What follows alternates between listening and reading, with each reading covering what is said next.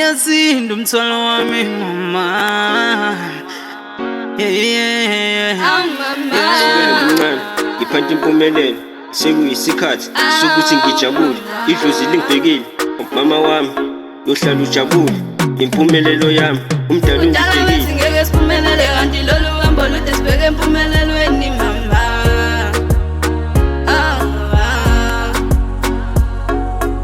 Kudala bethi ngeke siphumelele kanti lolu hambo lude sibheke empumelelweni mama.